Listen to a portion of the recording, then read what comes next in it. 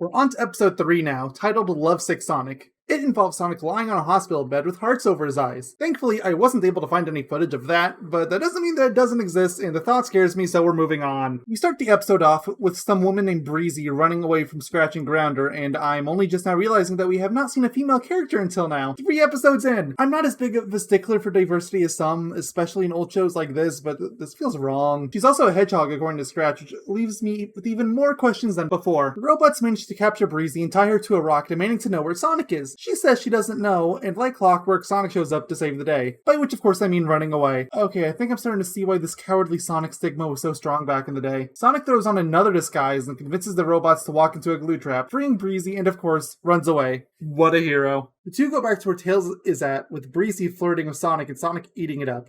She's also nearly twice Sonic's height. Are we sure they're the same species? Tails is grossed out by the flirting because he's 8 years old and tries to abduct Sonic away, which after last episode, I find completely warranted. Breezy goes over to this crockpot noticing chili dogs being made, and she says that they're her favorite food, which gives Sonic magical superpowers, and he escapes Tails' grasp and retreats to the newfound love interest. The two of them turn the crockpot into a full-on date scene, with Tails left as a third wheel. Sonic ditches the two of them and finds some random flowers 2,000 miles away, telling Tails to watch a Breezy. And seriously, Sonic, this is the kind of stunt that starts wars.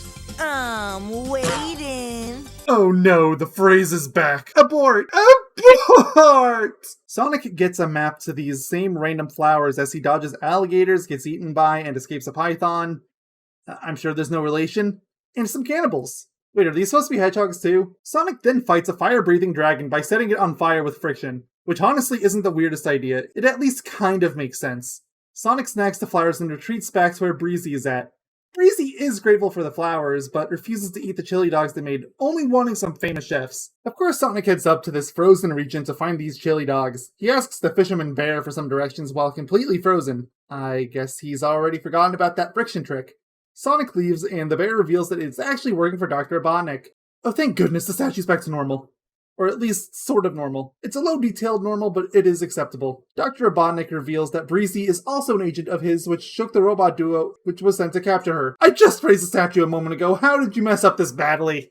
Robotnik wants to create a lake by digging into a reservoir of water and drowning a town while Sonic is still busy looking for these mythical chili dogs. We cut back to Tails and Breezy with a snowman coming down and trying to thaw out by the chili dogs. The snowman melts and reveals that it was Sonic all along! He really is a master of disguises. She then sends Sonic to a stove company 600 miles down the road, and the cycle continues despite Sonic's clear exhaustion. Tails finally snaps at Breezy, which causes her to grab and toss him into a river. And because apparently Tails can't swim, ignore that! He needs someone to save him. But, oh, never mind, he can't swim. Why was he asking for help again? Not that it matters, as he flies off a waterfall anyway. Dumb and Dumber show up with Breezy and discuss a trap for Sonic involving magnets, and I refuse to believe that these dumbos came up with this, so I'm calling this Robotnik's plot. Not much of value is seen here, but we learn that Breezy is also one of Robotnik's creations, complete with the same phone compartment the Grounder has. Tails comes back and sees this too, so he tries to find and warn Sonic because this runs on Sonic Rush logic of, have Sonic solve all of your problems, even if you could solve it yourself. Shockingly, Tails manages to bypass Sonic and cuts him off. For about a tenth of a second before he bypasses him anyway, not questioning Tails' warping powers. Tails tries and fails miserably to warn Sonic before he runs off, ready to be trapped. Sonic meets up with Breezy and gives her a locket and a poem he wrote, and yet he couldn't stop for Tails. Sonic finally falls for the trap and Scratch props it up, leaving Sonic to run on a treadmill until being magnetized by static electricity from a nearby magnet. Seriously, this plane is way too smart to come from these two. For some reason, Breezy actually falls for Sonic's terrible poem and stops the Dunces duo from crushing Sonic. Breezy tells Sonic about Robotnik's plan with the reservoir, and oh look, it's already resolved. Tails gives Sonic a letter from Breezy that Tails deserves all the credit in the world for even considering delivering, and the episode ends. Sonic says bit is a bit on sexual harassment. Yes, really. And we're one further down the pipeline. So clearly I had more to say about this episode than the last one, and I think that's because this was more of a story-driven episode. Not that I think that makes it that much better. The humor's about as low as the last episode, and Tails seriously got served a short stick here. I know Sonic is the one with his name in the title, but I do hope that Tails gets some dedicated episodes of his own to make up for stuff like this. As for ranking, it goes between the last two. Not as good as episode 1, not as boring as episode 2.